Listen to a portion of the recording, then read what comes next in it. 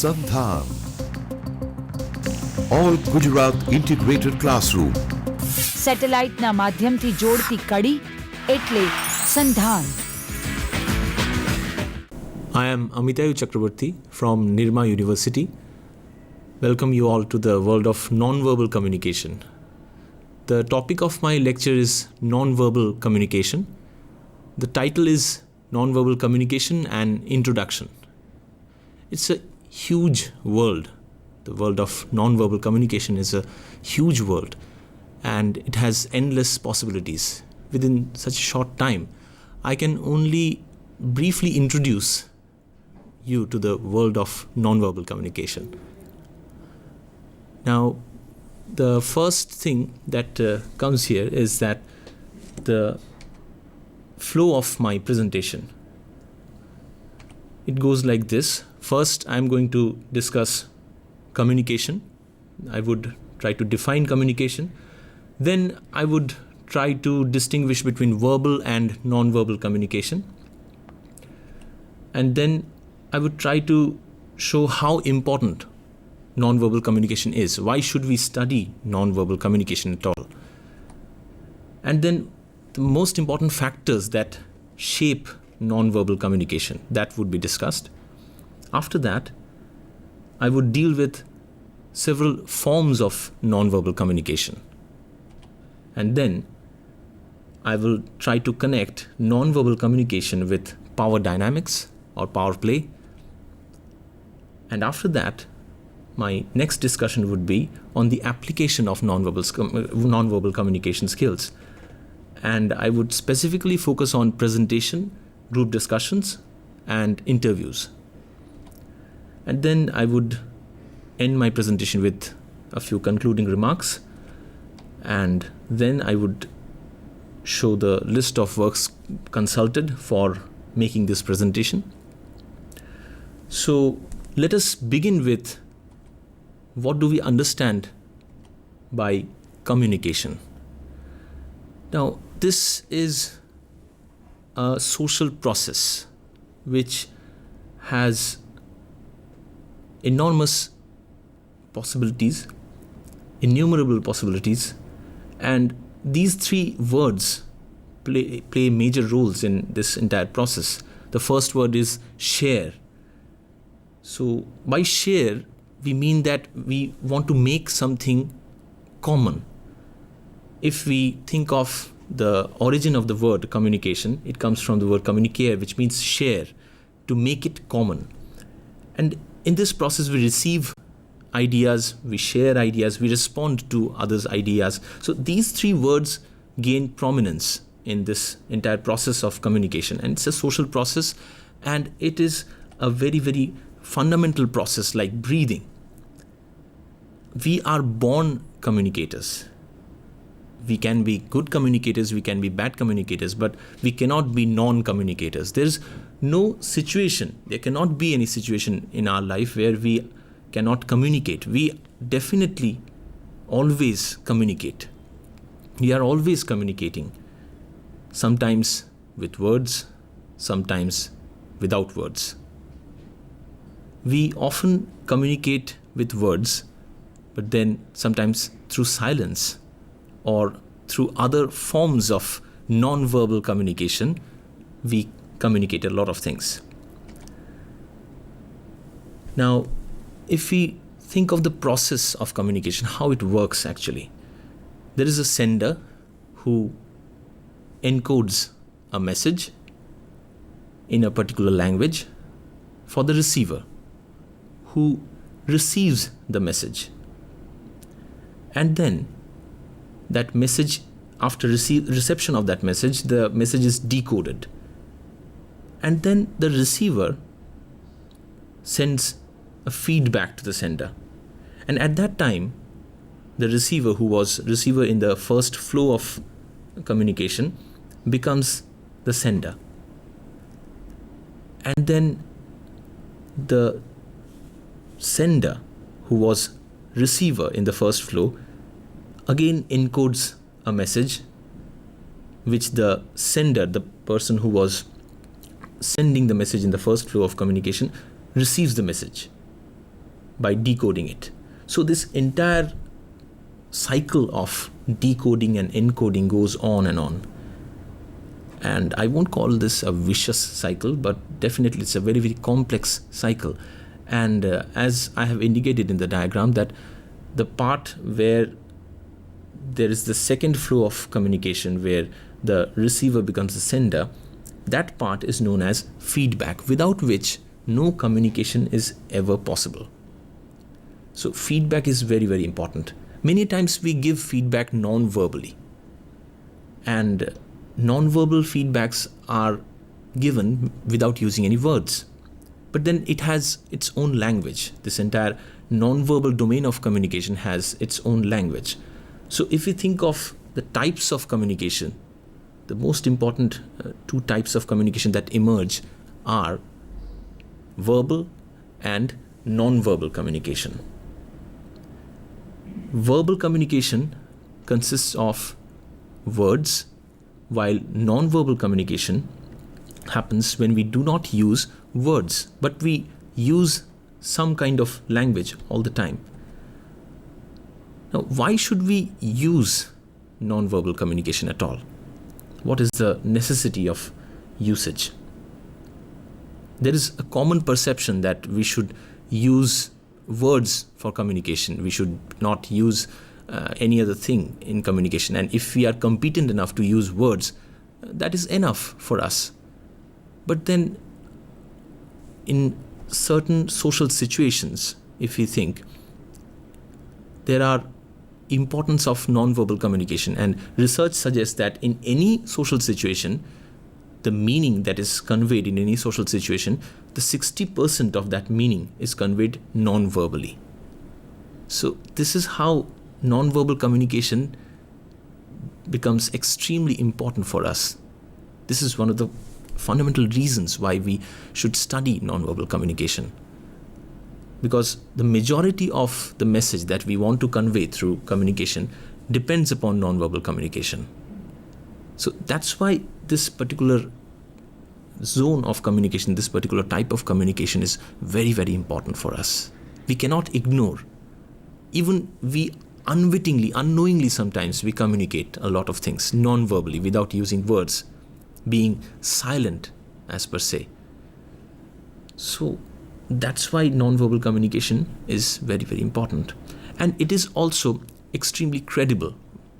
Why? Because if there is a situation where we have a clash between verbal and non-verbal communication, that is to say, when we are not getting the appropriate meaning that what the speaker is want to convey, what kind of feelings the speaker is having, probably there is a clash between non-verbal and verbal, we tend to think of non-verbal communication more than verbal communication. We rely on non-verbal communication more than verbal communication.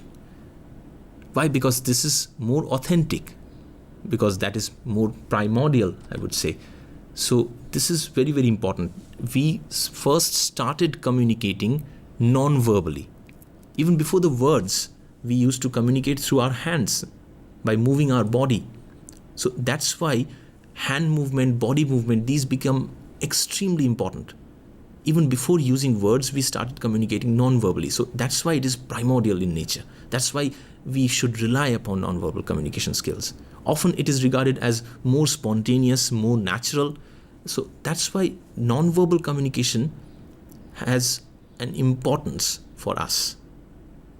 And many a times it is given more important in the field of research than non-verbal communication. So let us delve deeper into this world of non-verbal communication now. If we think of communication competence, there are two very, very important things that we need to find out. First is verbal skills, and the second one is non-verbal skills. Now, what do we mean by communication competence? See, as I have pointed out earlier, that communication is a natural process. We need not have to learn to communicate. We are born communicators. Communication comes to us naturally. We are innately communicative animals. But then, sometimes we need to achieve certain goals in our lives through communication. And when this entire activity of communication becomes goal-oriented, we require skills. We will talk about this later, definitely. So let us talk about these two things first, verbal skills and non-verbal skills. So these two skills result in communication competence. We have to have a synchronization between our verbal skills and non-verbal skills. What do we mean by skill specifically? Skill is a thing which is not natural, it is acquired. As I was just now talking about the fact that we are born communicators, but we can be bad communicators at times. We can be good communicators if we acquire certain skills. So for that we require this kind of skill learning. So there are things to be learned, and skill is one of those things which do not come to us naturally. So we have to learn it. Through practice, through exercise, we have to master it. So it is a thing which is to be acquired, which is not natural, and which is also goal-oriented. So skill is something which helps us be in a better way in the society. So that's why it's a social skill. It's the way in which we should use our hand movements, our gestures, our postures, our words in a proper manner so that we can achieve our goals in this society. We can live a better life in this society. Now, coming back to our presentation, what social skills, this particular phrase means. It's primarily a hypothetical construct which is oriented towards evaluation. We are often concerned about evaluation. Whenever we speak in front of a public, in front of an audience, we are concerned, we are tensed, we are nervous. Why do we become nervous? What is the reason that we become nervous, that makes us nervous? Because we are conscious of evaluation. We are being evaluated all the time by the person who is listening to us. So that fear causes nervousness. So what about this particular, what is there to be nervous? This is evaluation. So whenever we speak in a public, whenever we speak, we deal with things, we become nervous because we are conscious of evaluations. So social skills are used where there is evaluations and it is a performance in the context of a social interaction. So within the context of social interaction, we are performing all the time. We are showing our skills, that is to say, we are performing all the time. And those performances are evaluated. So that's why we need to learn that. Like a performer, we have to rehearse our skills. Like a performer who goes onto the stage for dancing. Before that performer requires rehearsals. So in the same manner, if we want to make a speech in front of an audience, we need to rehearse it. We need to rehearse it so much so that it becomes perfect. It becomes a habit. So we continuously need to rehearse what we want to perform. So this is the basic idea of social skill, that it is like a performance. It has evaluations, and it happens within the context of social interaction. It's a hypothetical concept because we cannot be sure of it all the time. We can only make predictions, and we can only proceed through inductive logic.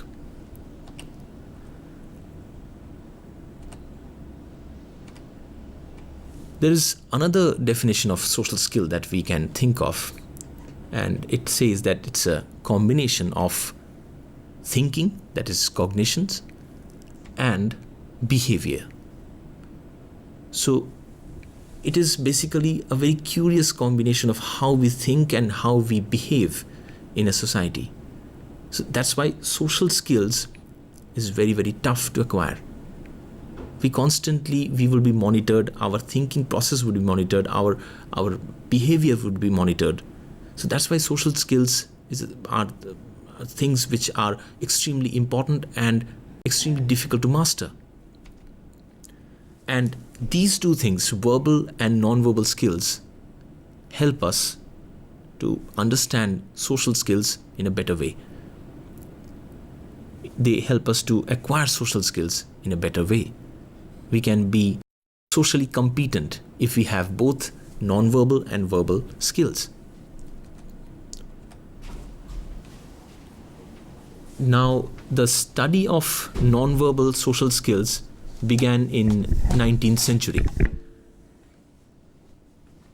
We think of the evolutionist Charles Darwin.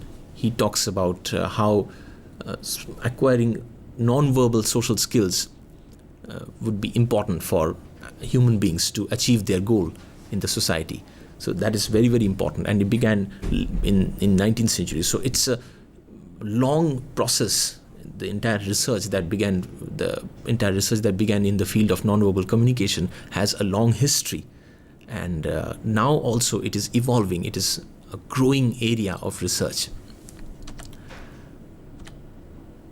There are two very, very important terms. One is non-verbal expressivity and another is non-verbal sensitivity. What do we mean by that? Non-verbal expressivity means that it is the way in which we encode messages. It is the way in which we express non-verbally our feelings, our thoughts, our desires.